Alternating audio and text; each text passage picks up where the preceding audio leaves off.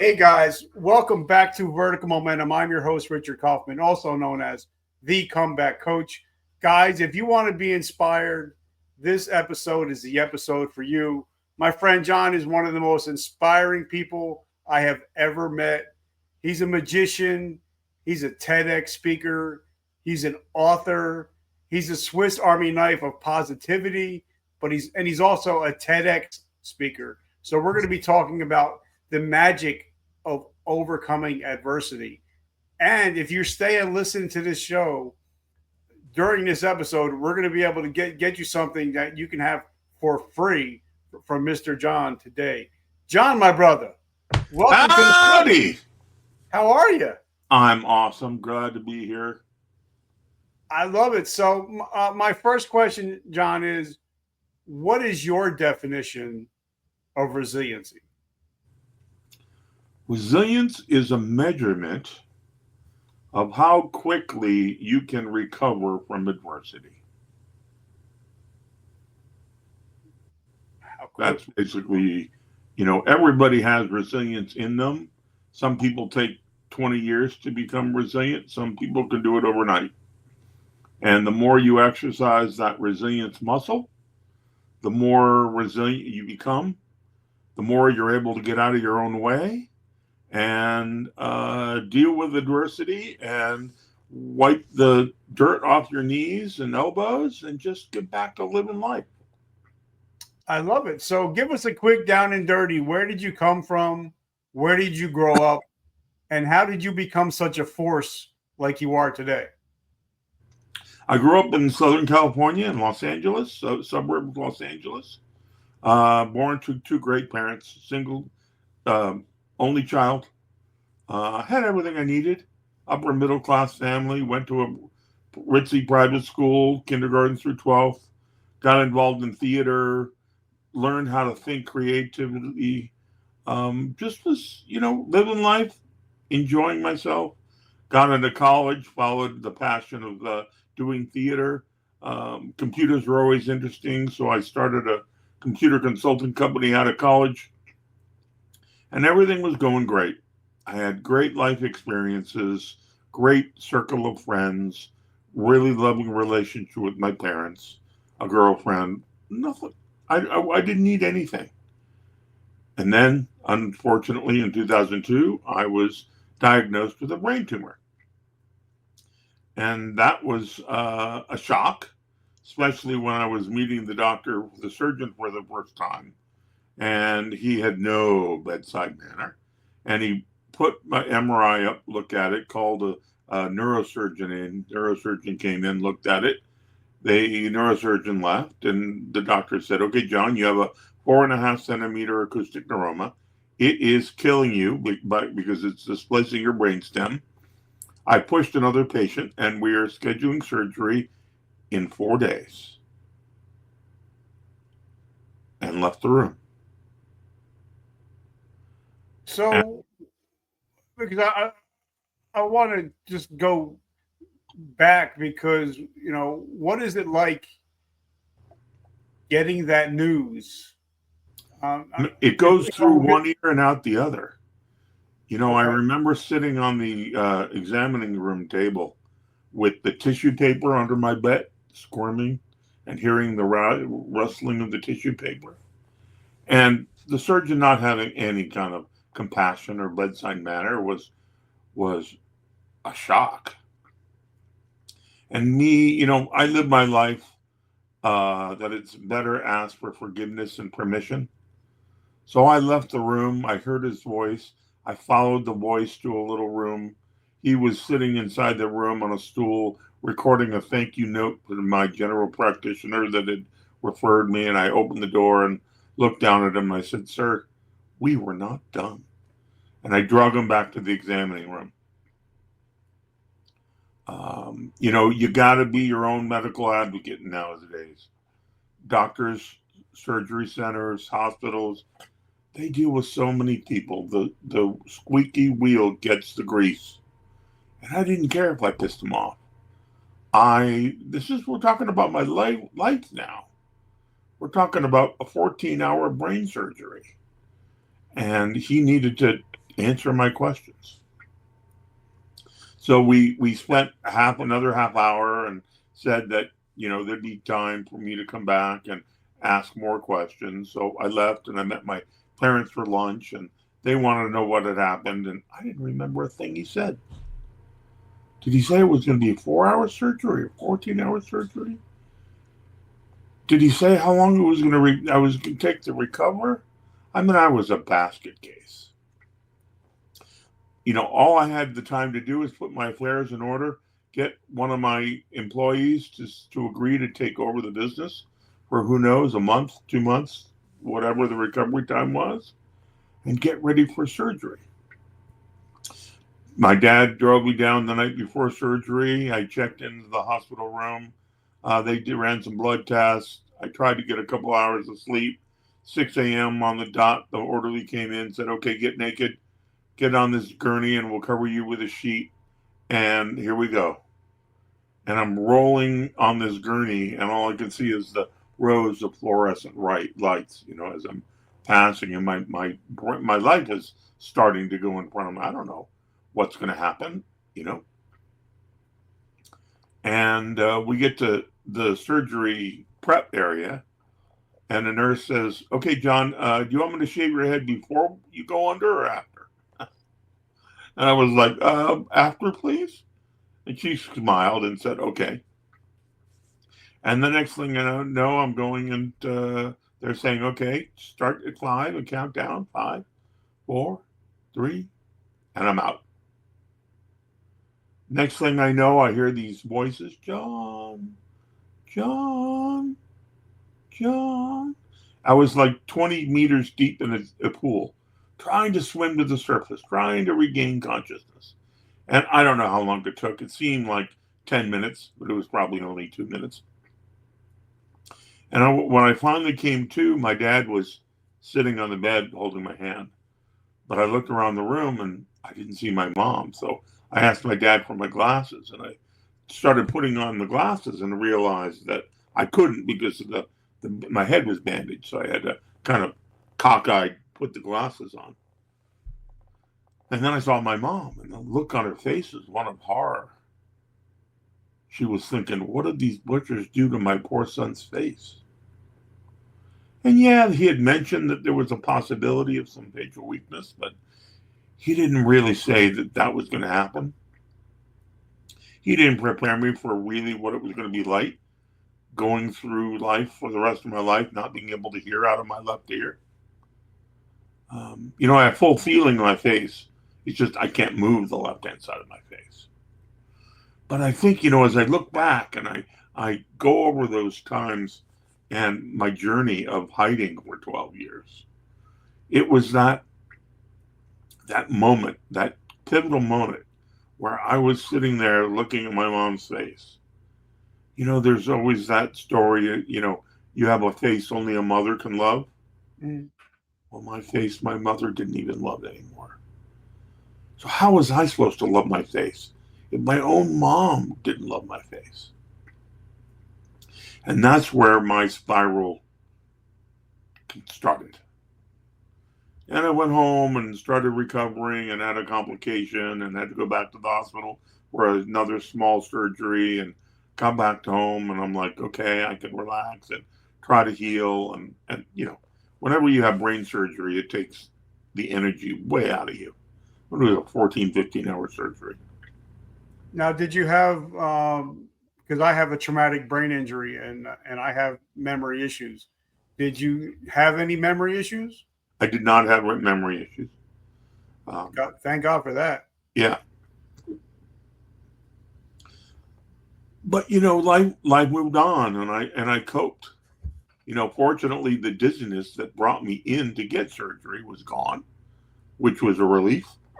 The doctor said that he had every expectation that the facial paralysis was temporary.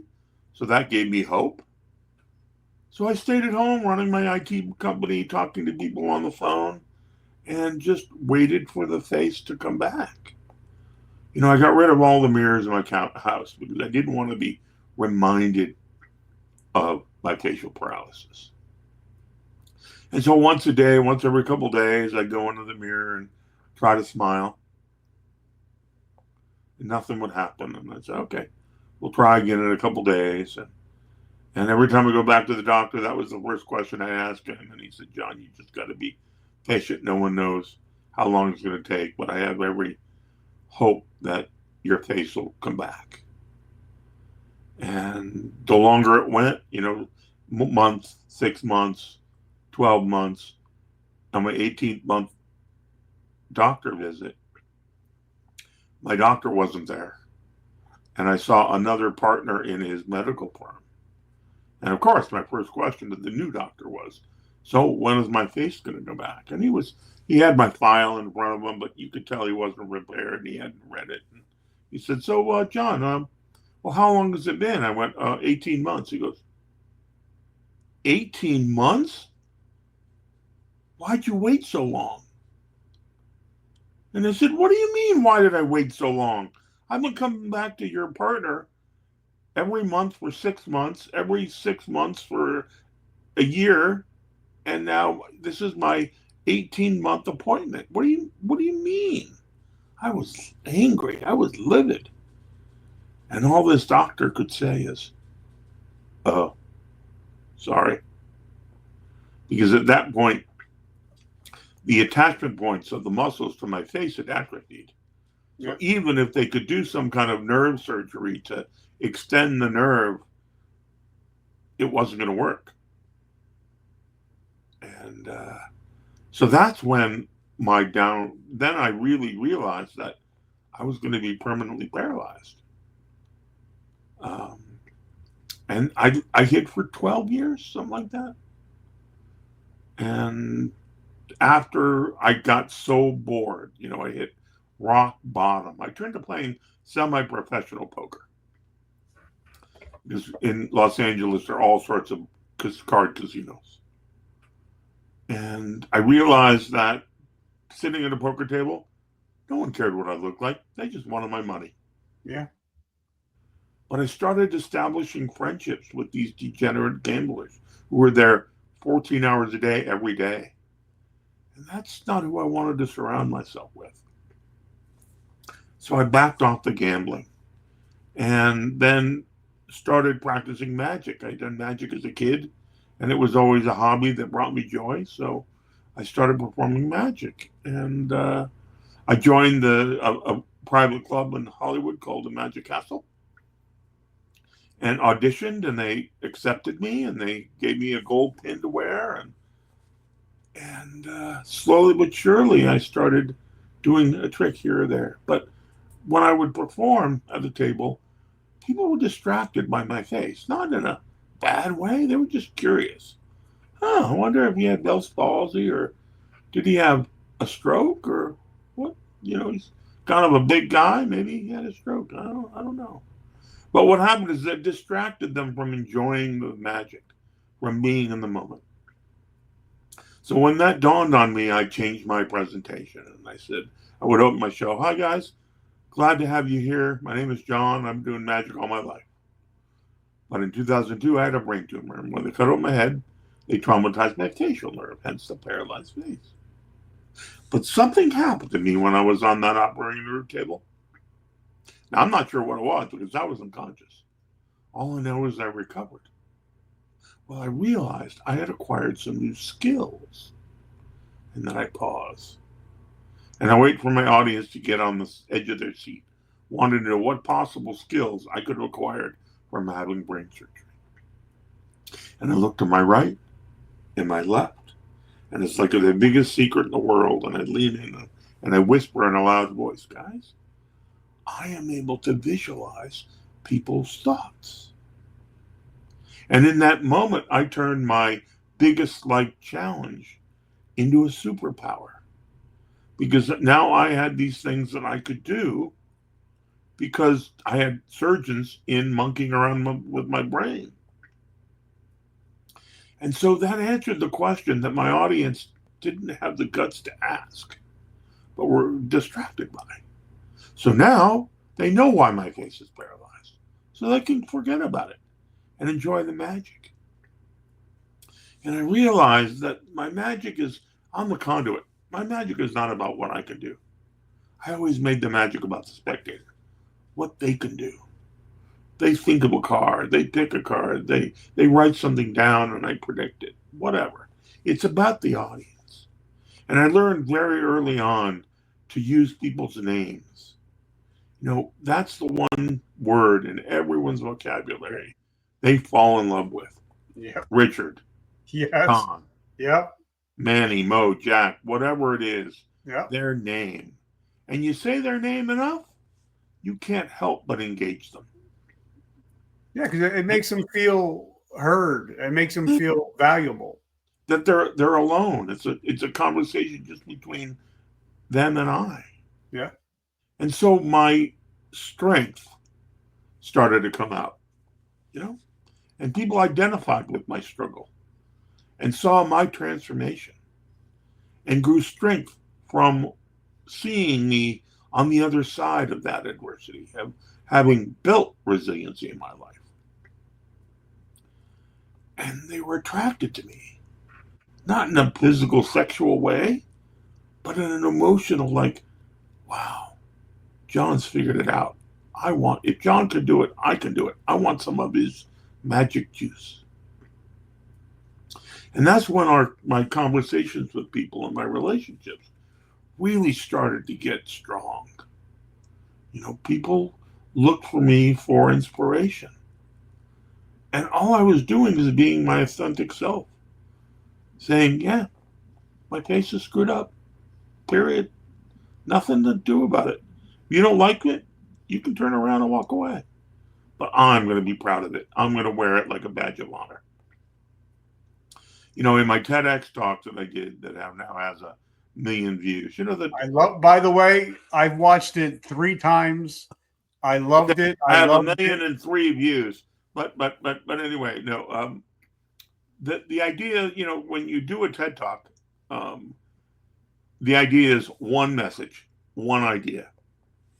So the idea is how to treat people who are different with respect and compassion. That was my message. And I tell a story about I'm in a restaurant having dinner by myself. Excuse me. And there was a little boy in the booth in front of me, and he was bored. So he turned around and was on his knees and facing me, and he was kind of staring at my face. And he was curious. So I got up from the table. He walked over to me and said, "Mister, what's wrong with your face?" And I had 2 choices. I could shoo him away, or I could teach him a life lesson. So I started to engage with the young man. But then his mom came and grabbed him by the arm and said, "Don't bother the nice man. He has enough troubles already." Well, now I knew I needed to break them of that bad habit of trying to protect their son from life and from dealing with people who look different. So I went up and got to their table and kneeled down to I was eye level with a little boy. And I said, you had a really good question. You see, I had a medical procedure, and afterwards, it made me not be able to move my face. But it's my new face, and I love it. I love it because it's different. Well, it's different just like yours is different. And at that point, the little boy grabbed his hands and his fingers and started manipulating his face, trying to distort it, contort it to look like mine, and turned to his mom and said, "Mom, look, I can do that too." And then he was satisfied. His curiosity was answered. He had no judgments. He was going to make an opinion of whether or not it was different in a bad way or a good way. It was just his face, my face. And he went to finishing his dinner. And I looked at his parents in the eyes. And I saw this sense of shame come to their mind. They had tried to either protect me from being embarrassed or protect their son from, potentially who knows what.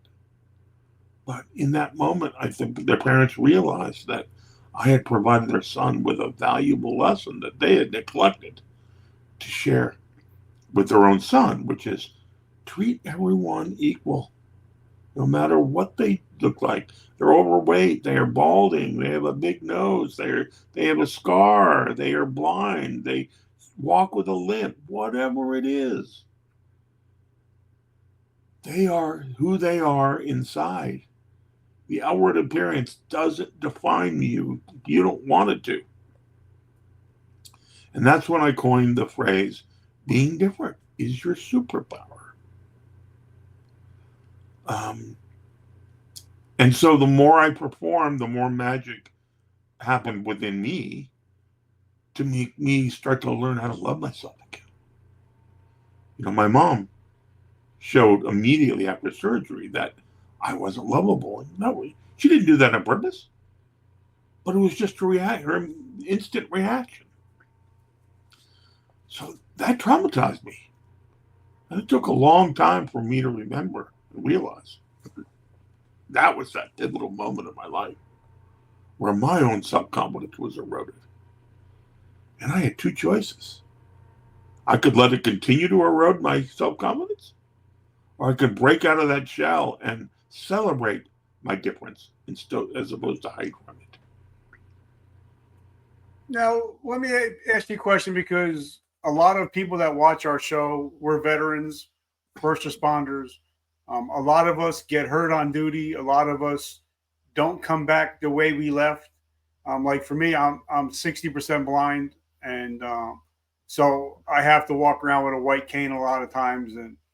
But I realized I was in a deep hole for about 18 months until I realized that I survived my accident, and now I use it as my superpower. Because if I can get through that, I can pretty much get through anything at this point in my life. Did you start looking at it as your superpower? You didn't. I'm sorry, I didn't hear your question. Did you start after a while? Did you start using it as your superpower, realizing if I can make it through this, I can make it through anything? Well, absolutely. You know, in my coaching practice, that's what I'm, focusing in my resilience and empowerment coaching. I help people tame their inner voice, that negative voice that preoccupies them and keeps them in their comfort zone. You know, that voice does us a service, but it also does us a huge disservice. And we got to know when to ignore that voice and step out of the comfort zone, little by little by little. You know, one of my methodologies is I call it the tripod strategy. And basically, when I was doing theater in college, I had to build a stand for a pot of soup to stand over a fire. And I'm sitting in the scene shop with all the raw materials, and I'm frozen in my tracks. I don't know how to get started. And my instructor, Jerry W. Abbott, rest his soul, walks in. He's from Kentucky, wearing suspenders and a cigar hanging from his mouth, and this thick Kentucky accent. Boy, I didn't take you to raise. What are you doing? I looked up and I said, Jerry, I'm having trouble getting started. And he glared at me and he said, okay, take 4 pieces of wood. Okay, put them there, tie a rope at the top. Okay, tie another rope at the bottom so that it's splayed out. Hang a hook. Now you got a tripod. Get out of your head. You know, so many of us have a challenge, and we hit that brick wall and it's impossible. It's impossible. And I truly believe that the word impossible is actually 2 words. It's I'm possible. And I learned through my magic career that everything is possible if you believe. And so I felt that sense of accomplishment, having built that tripod in 20 minutes. And I remember looking back and saying, that wasn't so difficult after all. So now when I'm up against the challenge, I just say that mantra over and over again. And that's really, it brings back all those feelings of my ability to get out of my own way. Sorry, I apologize. Um, and it's it's a way of living. You know, everybody runs into adversity, and it's how you react to it. It's how you conquer it. It's those lessons you learn along the way. Life is not about the destination. Life is about the journey and enjoying every moment of the journey, even if it's hard. People I talk to say, they get to their midlife crisis, and they're like, I went to school, I got an education, I got a job, now I have a career, I'm making money, and I have a family, and now I'm 50, 55, 60. And I'm thinking to myself, is this all it is? I've accomplished all of my goals, and yet I'm not fulfilled? And I say, yeah, whose dream for you to be an attorney? Whose dream was that? Was that your dream? Or was that your parents' dream, your brother's dream, your sister's dream, your wife's dream? And all of a sudden they realize that they've been living someone else's dream for the last 30 years. And so we go through exercises of dreaming. Okay, no restrictions on what you can accomplish. Who do you want to be? What do you want to do? And that's how I help my coaching clients, is to get out of their own way. Now I have a question. It was sent to me through my phone.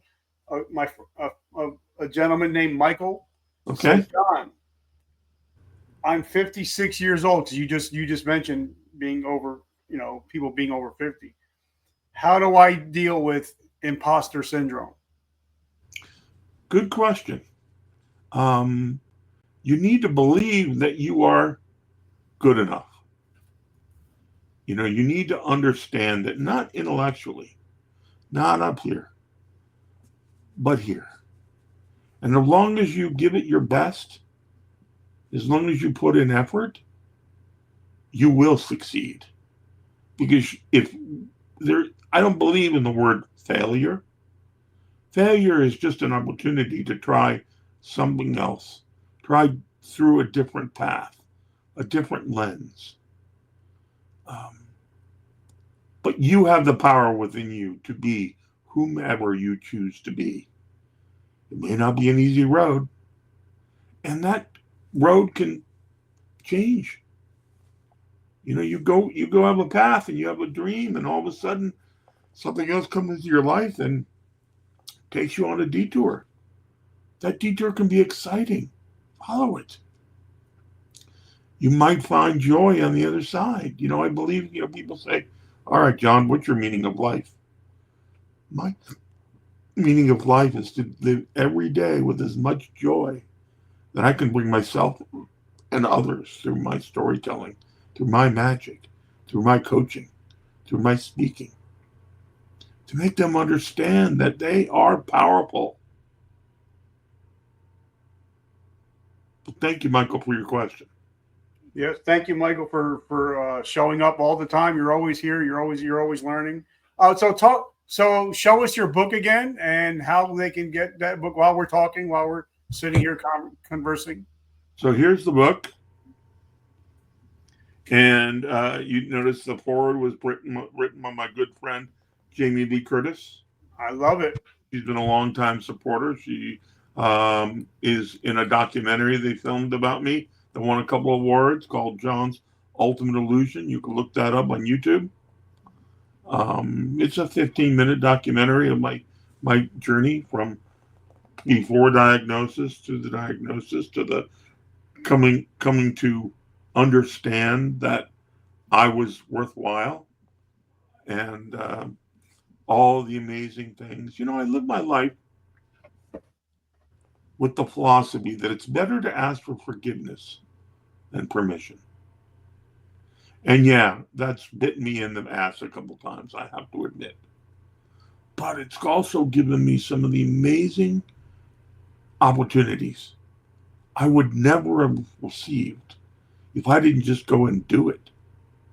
One specifically comes into mind. When I was watching Jeopardy one night, and Alex Trebek came on national television and shared his cancer diagnosis with millions of people and said, I'm human and I'm scared and I'm going to go through this and I'm going to beat this disease. And I ask for your prayers and support. That's all. I ask for your friendship. And boy, that was brave. That was one of the bravest moments I can remember seeing on television. And I had worked with people who had been diagnosed with cancer and who had given up and were not going to try that third therapy. And I had worked with them to try one more time. And fortunately, the few patients I worked with actually were able to kick cancer on their third attempt. And so I sat there thinking about, man, this man, one of the people in the world that you have the utmost respect. Unlike the Matt Lauer of the world, he showed up with his knowledge, his care, his articulate. He was just an amazing role model. So I reached out and found his daughter and I said, Nikki, I need to perform for your dad. I've had interactions with people going through cancer, and at least I want to bring him an hour of joy, an hour of respite from that impending doom that he's feeling. And they said, well, okay, we're having a 75th birthday party, and you want to be our entertainment, you're it.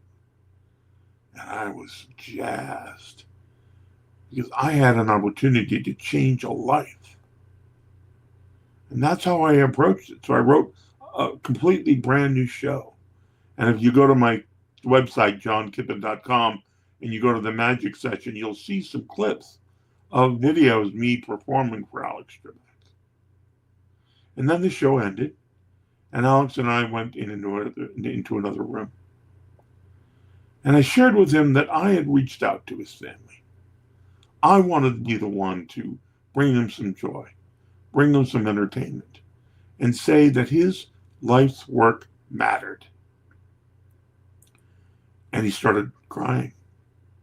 And I said, Alex, people don't take time to tell you how much you mean to them, do they? And he shook his head. No. No one ever takes my life's work and tells me how much it means to them. And I was like, well, Alex, I had a feeling that you were going to say that. And let me be that first person who says you are valuable. You are worthy. You are a role model to millions and millions of people out there going through cancer, going through coming back from the military without arms or legs or being disabled for whatever reason. You are someone that we aspire to be like. And if you could do it, damn, we can do it. And that's how I live my life. So, when we're at this point where we know that, because a lot of people, once they have a tumor, they it's always in the back of their mind, is it coming back? Or for me, it's like, can I go totally blind? Yes. But for me, it's kind of like, okay, well, I want to live every moment. I don't want to worry about what I'm doing tonight. I don't want to worry about what I'm doing tomorrow. I want to worry about just spending time with John right now. I'm in the moment. I want to live in each moment because that's all we have are moments. Right. So what is that like? Because I know you're the kind of guy, you live in the moment. Absolutely. Do I get depressed from time to time? Absolutely. But I'm able to break through that. I'll sit there sulking I give myself 10, 15, 20 minutes. And then I kick myself in the butt and say, I got stuff to do. I got to get up. I got to go wash the dishes. I got to feed the dog. I got to exercise. I got to go to work. I got to call this client. I've got to get on a podcast and inspire Richard's listeners. And, I believe that everything in life is possible. The word impossible is actually 2 words. I'm possible. And that's just a mindset. So if you practice that mindset, the world is your oyster. Go get what you want. Don't wait for it to fall in your lap. It's not going to. But now you haven't just gone from, being a magician, doing magic and then TEDx speaking. Now you've gone into coaching. You've gone into another realm. You went into directing. So you've kind of splintered out and you let your fingers go out. So talk about how important it is to continue to grow instead of just saying, okay, well, like for me, I'm 56. Instead of me just saying, well, I got 20 years left. I'm just going to do what I continue to do what I've been doing. No, I want to do more. So how important is it for people to realize just because you're at a certain age, life ain't over? I just turned 60 on July 4th. And I had an opportunity to direct a good friend's one-man magic show in Las Vegas. And when I end this interview, we're going back to rehearsal. And it opens up in the end of July at the Ahern Hotel in Vegas. Have I directed a Vegas show before? Not a chance. But I am up for the challenge because I'm devoted, I'm invested in my friend's J. Scott Berry's success. And we work really well together. And we bonded over this. And now we know how to communicate with each other. We put our egos aside. And if he doesn't like an idea, I say, okay, we'll try something different. What about this? He goes, yeah, that's it. I'm like, okay, great, we agree. So let's go do it. Nike was not stupid when they came up with their tagline, just do it. Get out of your way, get out of your head. Just embrace the challenges of life as a puzzle that you need to solve. There is a solution. It might take you a day, it might take you a week, it might take you a lifetime. But as long as you're really pushing forward and trying every day, you can count your little moments of success. Don't focus on that end goal. Enjoy the journey. Every moment that you go, wow, I can't believe I just did that. Celebrate that. Let that keep you going forward. So important. We don't know what's going to happen to us in 10 minutes from now or an hour. Or, we could fall down a set of stairs and die. We can, whatever. We can burn in a fire. We can go broke. We can, be whatever it is. But it's the way, resilience again is the way you get up from every one of life's challenges. And you say, life is not going to win. I'm going to win. And I'm going to meet life on my terms. And I love that. And this show is done in honor of one of my great friends. We lost him this week. His name is Steve D. Sims. And we lost him to cancer. But something that he always says was, go for stupid. Go for the big dream. Go for the big goals.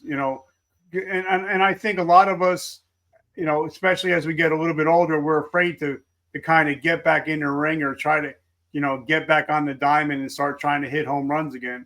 We kind of get used to just hitting singles, even if we might not even get up the bat. Yeah. So somebody just asked, what would be your top 3 pieces of advice for somebody that's getting out of the military and wants to recreate their life? Well, number one, I've never been in the military, so I'm just I'm just thinking off the cuff here.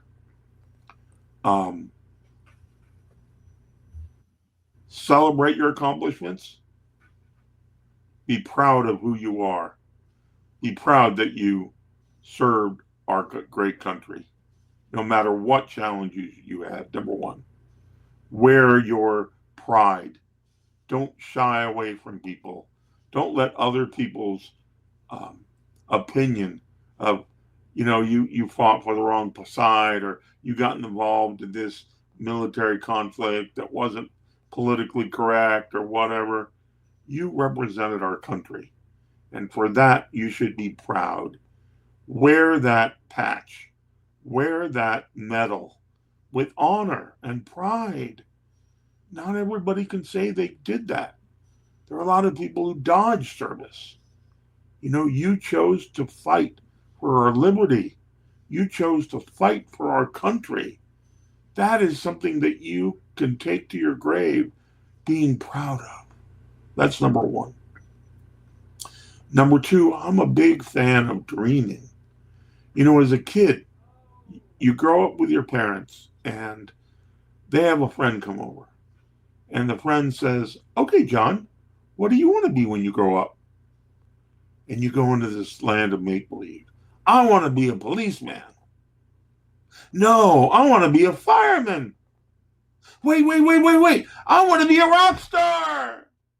And then you go in your room and you grab two rulers and you start banging on stuff to make noise like you're playing a trap set. You go and start playing air guitar and you start dreaming and you start fantasizing. You get in that world of make-believe, of where you want to be, who you want to be. Then we grow up and we get a job. And we maybe turn it into a career, or maybe it stays just a job. And then we start a family, and then we realize that we've stopped dreaming. It's so important to, before you go to bed, do some breathing exercises, center yourself, and just dream about what you can do tomorrow to move you forward in your life, to bring a little joy to your life. And the key about bringing joy to your life is that in the process, you bring joy to other people's lives. Joy is contagious. And when you show up showing that you are joyful, people can't help but be attracted to you. Not in a physical, sexual way, in an emotional way. And all of a sudden they see in you this strength, this resiliency, this empowerment that they want for themselves. And just by showing up as your authentic self, dealing with your vision issues, dealing with a missing limb, whatever it is, but being proud, standing in your own body, showing up. That is how you inspire others to get out of their own way. And there is no feeling better than having someone you talk to come to you and say, what you said really resonated with me, and I'm going to follow in your footsteps because I saw some passion in you that I haven't seen before. And I want some of that secret sauce. We all have it in ourselves to be great, to be powerful, to conquer any obstacle in our path. It's just setting your mind, setting your goal, and doing it, and living that dream. Oh yeah, you asked for a third thing. I just think that the loving your fellow man, being supportive of other people, celebrating, being invested in other people's success is so darn important. It's what real friendships are made of. And at the end of the day, no matter if you're a spiritual person, you believe in heaven, you believe in hell, you believe in Mecca, you believe in whatever you believe in a coffin 6 feet under, it doesn't matter. The only thing you can take to wherever you end up is the relationship and memories of you working and being with your friends and family. Amen. All that matters. The money, you can't take it with you. No. The medals, you can't take it with you. What you take is your pride. You take your accomplishments in helping others achieve their goals and their dreams. Sometimes you see their block clear as a bell. You know what's holding them back, and they're blind to it. That's what coaching is all about.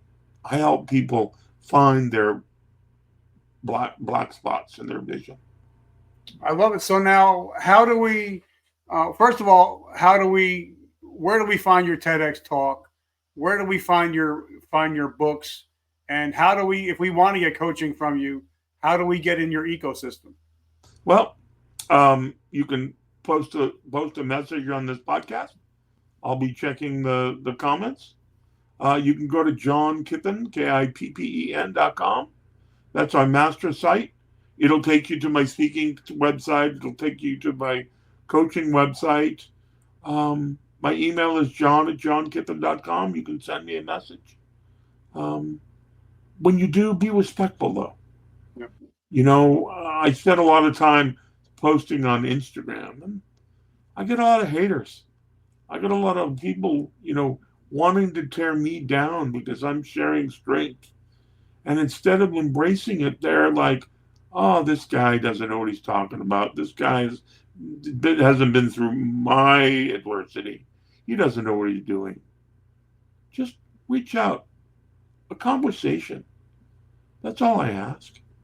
If you really want some help guiding you through whatever you're going through, I'm happy to set up a time to talk to you about it and see if we're a good fit, and then see something that we can work together to get you through whatever your trauma is, whatever your adversity is. Again, I'm trained, so I have the ability to see those limiting beliefs that you have just taken for granted. Talking about limiting beliefs, we grow up with whoever raised us, our parents or grandparents, foster parents, doesn't matter. But they have a set of beliefs, and those beliefs are the ones that we grow up with. And they become your beliefs, and you don't challenge them. Every once in a while, stop and say, is this belief system moving us forward in our life? Is this what we really believe? Having your own set of beliefs empowers you. It's what makes you stand out from the crowd. Celebrating your beliefs, no matter what everybody says, no matter what the political landscape, it doesn't matter. Show up. Show up and vote. That's how we change our country, one vote at a time. You don't like who's in the White House? Doesn't matter. Vote him out. If you like him, vote for him. It doesn't matter. Yep. It's showing up, getting involved. Yep. I always tell everybody, get up, get dressed, show up, and show out.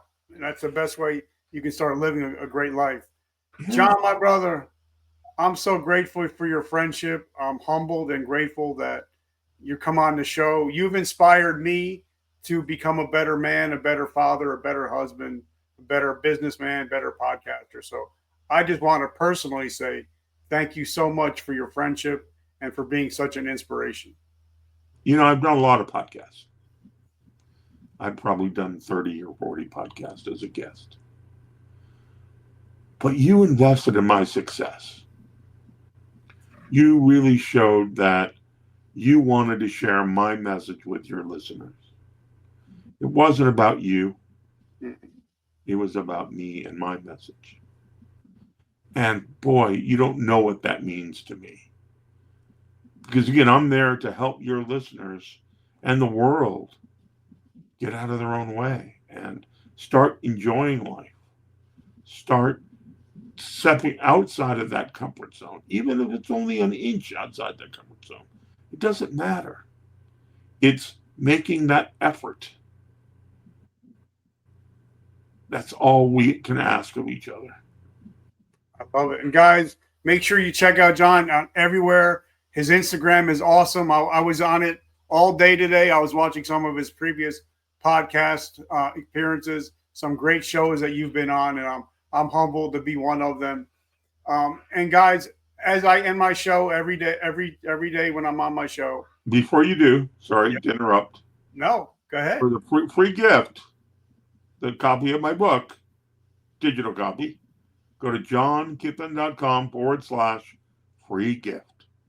It'll ask you to enter your name and your email address so I can keep in touch with you. And you'll be able to download the 233-page, award-winning, best-selling book with stories from my life, good, bad, and joyful. And guys, you're not going to be able to get it for free and only if you're listening to this show. So right. You've got to remember that. Otherwise, by all means, go to Amazon and pay $24.95 for the book. It won't hurt your feelings whatsoever. It'll be well worth the investment. I tell you that much. And guys, like I said, every morning when you wake up, you have a choice. You can be a victim or you can be a victor.